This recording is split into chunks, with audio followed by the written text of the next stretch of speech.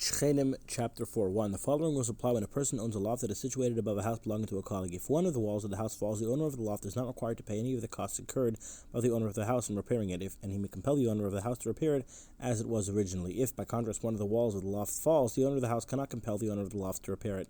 Ceiling is the responsibility of the owner of the house. The plaster above it is the responsibility of the owner of the loft. 2. If both the house and the loft fall, both the owners share equally in the wood, stones, and the sand. If some of the stones are broken, we determine which of the stones were more likely to have broken, the stones of the house or the stones of the loft.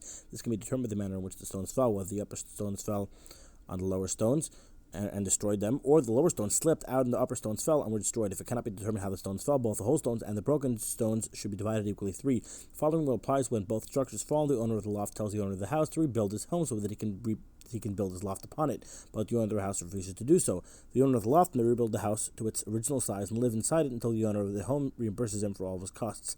Then he must leave, and he may build his loft upon it if he desires. 4. If neither of them is able to rebuild the building, the owner of the loft receives 1/3 of the land, and the owner of the house receives 2/3 of the land. 5. If the owner of the house desires to rebuild his home, he should rebuild it as it was originally. The following rules apply if he desires to change the structure of the walls. If he desires to strengthen them and increase their width beyond the previous measures, his desire is heeded. If he desires to make them narrower or weaker, for instance, originally he had made them from stone, now he wants to make them from bricks, his desire is not heeded. If he desires to build the ceiling with heavier and stronger beams, his desire is heeded. If he desires to make them narrower than they were originally, his desire is not heeded. If he desires to add more windows or increase the height of the house, his desire is not heeded. If he desires to reduce the number of windows or diminish the height of the house, his desire is heeded. Similarly, the owner of the loft should rebuild it as it was originally. If he desires to change the structure of the walls to increase their width and strengthen them, his desire is not heeded because he places an additional burden on the lower walls. If he desires to make them narrower, his desire is heeded. Similar laws apply with regard to the beams and the ceilings of the loft. If he desires to exchange them for lighter ones, his desire is heeded. If he desires to use heavier beams, his desire is not heeded. If he desires to use more windows or diminish the height of the loft, his desire is heeded. If he desires to reduce the number of windows or increase the height of the house, his desire is not heeded. 6. The following rules apply when the beams of a ceiling sink lower and descend into the space of the house. If they reach within 10 handbreadths of the ground, the owner of the house may destroy and rebuild the entire structure. If they do not reach that low, the owner of the loft may prevent him from doing so. Even if the owner of the house tells the owner of the loft, "I'll rent you another place to live until I repair your ceiling," his desire is not heeded, for the owner of the loft will tell him, "I do not want the difficulty of moving from place to place so that you can repair your home." 7. If agreement was made between the two of them that as long as the house is high enough that a person can enter while carrying an ordinary sized burden on his head, despite the fact that the beams have bent lower, the owner may not tear it down. If, however, he cannot enter while carrying such a burden unless he bends his head, he may tear it down, repair it, and rebuild it. Then the owner of the loft may not prevent him, for this was the arrangement they made at the outset. 8. The following will apply was an olive press is built in the midst of a mountain and the garden is located upon it. And the top of the olive press becomes opened 4 handbreadths or more. The owner of the garden may descend and sow the earth of the olive press until the owner of the olive press makes a covering for the olive press. So the owner of the high property will restore the garden to the earth of his garden and sow it. 9. The following will apply when there are 2 gardens, one on top of the other on the slope of a mountain, and there are vegetables growing on the surface of the earth beneath them. Any vegetables to which the owner of the higher property can extend his hand and pull out by the roots belong to him, provided he does not stray himself. The remainder belong to the owner of the lower property. If the owner of the higher property can reach the leaves of the vegetables but cannot reach their roots, he should not take them. If, however, he does take them, they should not be expropriated from his possession. They will also apply with regard to a tree that stands in the boundary line between 2 properties, even though it leans into the field belonging to one of them.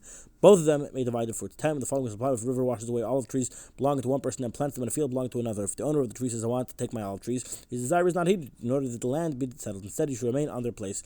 If the river uproots the trees together with their earth when it replants them, the owner of the field and the owner of the olive trees should divide the fruits for the first 3 years. After the first 3 years, all the produce belongs to the owner of the field. If they are not uprooted together with the earth, the owner of the field is entitled to the entire benefit immediately. 11. Simple concepts apply when a person sells olive trees to be used as wood. If the agreement was that he would cut them down immediately, all the fruit they produce belongs to the owner of the land. If the agreement was that he could cut them down whenever he desires, all the fruit they produce belongs to the owner of the trees. The following was applied when the tree was sold without a specific agreement. If they belonged to produce no more than a revius per saw beyond the cost involved, they belong to the owner of the olive trees. If they produce more than a revius per saw beyond the cost involved, they should be divided.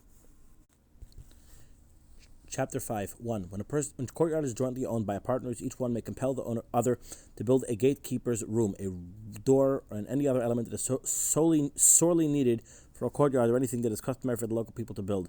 He cannot compel him with regard to other matters, paintings and designs and the like. If one of the partners in the courtyard made such an addition in his own initiative, and then another demonstrated that he appreciated what his colleague did, he is held responsible for his share in the entire project, must pay his portion of the costs. 2. When a person has a house in another courtyard besides the one in which he lives, the inhabitants of the courtyard in which he does not live can force him to contribute to the building of a door, a bolt, and a lock. However, he cannot be compelled to contribute to other matters. If he dwells with them in the courtyard, he can be forced to contribute to everything. 3.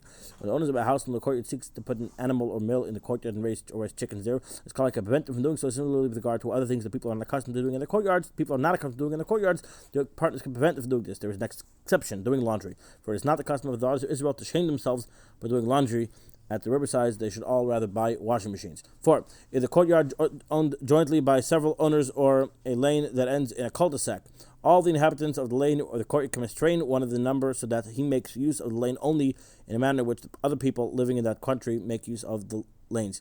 5. One of the partners of a courtyard put an animal or mill like into a courtyard, and the other partner did not protest against him. He prevent him from doing so at any time. If he erected a partition temper that is high in front of the animal or the like, he has established his claim to it. For partners will protest if one erects a partition. Since the partner did not protest, but instead allowed the partition to be remain, he forgoes his right to protest. When does the above apply? If in a courtyard that is jointly owned by the partners, if whoever person placed an animal in a courtyard belonging to another person, even if he erects a partition, he has not established his claim to it, for it is known that the owner will only lend that the owner only lent him the space. Similar laws apply if one brought an oven or range or raised chickens and the like. This is certainly the law. 4. If one would say that the visitor establishes claim to the space, a person would never lend space to a colleague. 6. For the partners in a courtyard desires to open up a new window from his house overlooking the courtyard, his colleague will prevent him from doing so if this allows him the possibility of looking at him at all times. If he opens such a window, he must close it. Similarly, partners in a courtyard should not open the entrance of the house opposite the entrance of a colleague's house or a window opposite a colleague's window. In the public domain, by contrast, a person may open an entrance opposite a colleague's entrance and a window opposite a colleague's window, for the colleague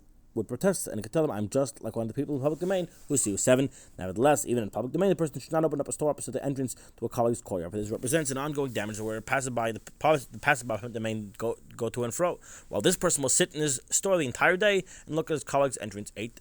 When one of the partners in a courtyard purchases a home in another courtyard, he may not open an entrance for his new home into the courtyard that he shares. Even if he built a loft over his home, he is not entitled to open up a new entrance for it in his courtyard, for he is making passage to the courtyard slower. It is as if the other partners in the courtyard had only one neighbor, and so be given many neighbors. One may overbuild an entrance to the loft within one's own home, and if a person desires to divide his apartment into 2, he may. 9. From this we may deduce that if one of the partners of the courtyard brings in people from another house into his house, the partners in the courtyard may prevent him from doing so because he may make passage to the courtyard slower. Similarly, if a person rents his house to the master of another household, who later brings his relatives and friends to together with him in this house, the owner rents in the house can prevent him from doing so. 10. If the entrance to a courtyard from the home of one of the partners was small, not larger. For another partner may protest, when your entrance is small, I could hide from you when making use of the courtyard. I cannot hide from you when your entrance is large. Similarly, if a person has a large entrance, they may divide it in 2. He may not divide it in 2. But a person may protest, I'm able to hide himself when there's only one entrance. If there are 2 entrances, I will not be able to hide myself. 11. When, by contrast, a person has a small entrance from his house to the public domain and he desires to enlarge it, or he has a wide entrance they would like to divide it into 2, a person who lives opposite him, and needless to say, the people within the public domain cannot prevent it from doing so. 12. The inhabitants of the lane may compel each other to share in the construction of a pole or a beam for the lane. 13. When a person has an entrance from his private domain to a lane, the inhabitants of the lane do not have the right to compel him to erect a gate for that entrance to the lane, for he can tell them, I want to enter, carrying my burden up to my entrance. When the lane has entrances to the public domain at either of its ends, and the inhabitants of the lane desire to erect gates at the entrance to the lane, the people in the public domain may prevent them from doing so, for at times people in the public domain are pressed for space and enter the lane. 14. When a person seeks to open an entrance from his home to a lane that ends in a cul-de-sac, the inhabitants of the lane may prevent him from doing so, because he makes passes through the courtyard slower. If the lane has openings to the public domain on either side, he may at the outset open up any opening he desires. 15. If a person has an entrance to his home that has been closed in a lane that ends to a cul-de-sac, he may open it at any time.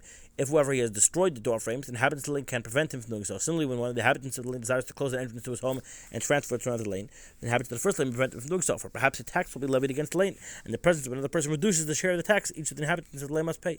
Accordingly, when there is no fixed tax levied to the inhabitants of the lane, the person may close his entrance whenever he desires. 16. The following laws apply when there are 5 courtyards that open up to a lane ending in a cul-de-sac. All the inhabitants of the courtyard use the portion of the lane near the outer courtyard, while the inhabitants of the outer courtyard use only the portion of the lane near their own property. Similarly, the inhabitants of the second courtyard use the portion of the lane near their own property, and the outer courtyard, but they do not use the portion of the lane near the others. Thus, the inhabitants of the innermost courtyard use the portion of the lane near all the others, as well as near their own property. Therefore, if the owner of the second courtyard built a bench in front of his entrance blocking the owner of the outer courtyard may not prevent him from doing so. The inhabitants of the inner courtyard may prevent him from doing so, for he is lengthening their path, making them walk around the bench. Similarly, if the owner of the second courtyard opens up the second entrance between his courtyard and the other courtyard, the owner of the outer courtyard may not prevent him from doing so, for he is allowed use of only of the land that is outside the entrance. If, however, the owner of the second courtyard opens the second entrance between his courtyard and the third courtyard, the owners of the inner courtyard may prevent him from doing so, for the owner of the second courtyard is allowed to use use only the land in the lane that is outside his first interest and to its exterior. The same law applies with regard to all the other owners.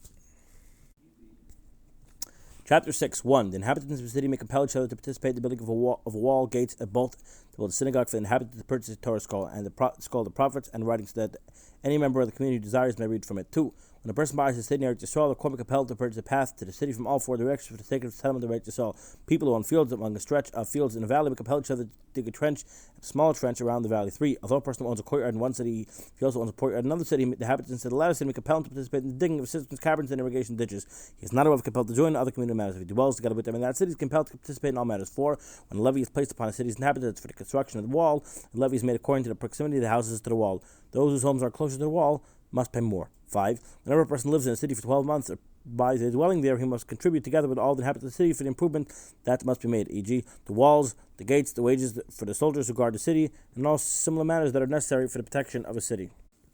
6. Payment for all the things necessary for the protection of a city is collected from all of its inhabitants, even from orphans, with the exception of Torah scholars.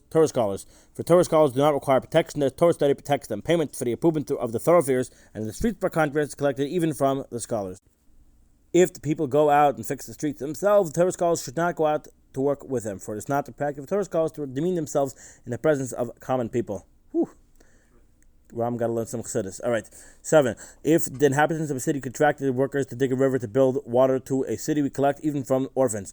For this is to their benefit, so that their fields and vineyards are watered. Therefore, if it transpired despite the work, the water did not come, since the orphans did not benefit, everything that was taken from them should be returned to them. Similar apply in all analogous situations. 8. The inhabitants of the link compel each other to prevent a tailor, a leather craftsman, or any other craftsman from opening a business in the lane. These guys got to unionize. If the craftsman lived in the lane and no protest was lodged against his practice of his craft, or there was a bathhouse, a store, or a mill in the lane, another person came and built another bathhouse opposite it or built another mill, the owner of the first establishment cannot prevent him claiming, "You're destroying my livelihood." This boss, even if he comes in from another lane, if this trade was already practiced in this lane. If, however, a stranger from another city comes to establish his store next to the person's store, or a bathhouse next to the person's bathhouse, he will be prevented from doing so. If, however, he pays the head tax of the king together with them, they cannot prevent him from establishing his business. 9. When a perfume merchants travel from city to city, the inhabitants of a city may not prevent them from selling their wares. For it is one of the ordinances established by Ezra for these merchants to travel in this manner so that perfume will be easily available for Jewish women. They may not, however, establish a fixed place where they sit and sell their wares unless the inhabitants of the city consent. If, however, the merchant is a Torah scholar, he may establish a fixed place where he desires. 10. When merchants bring their wares to sell in cities, the inhabitants of the city may prevent them from doing so. If, however, they would sell their wares only on the market day, they cannot prevent them, provided they sell their wares only in the marketplace. They may not, however, go from door to door selling them even on the market day. If they have an outstanding loan in the city, they are permitted to sell what is necessary for the livelihood even on days other than the market day until they repay their loan and move on. 11. When one of the inhabitants of a lane that ends in a cul-de-sac desires to open up a profession as a bloodletter, a weaver, or a teacher of Gentile children, the inhabitants of the lane prevent them from increasing the number of people coming in and going out of the lane. Similarly, a person who owns a house or a courtyard shared by others may not rent it to a doctor, a bloodletter, a weaver, a Jewish scribe who writes legal contracts, or a teacher of Gentile children.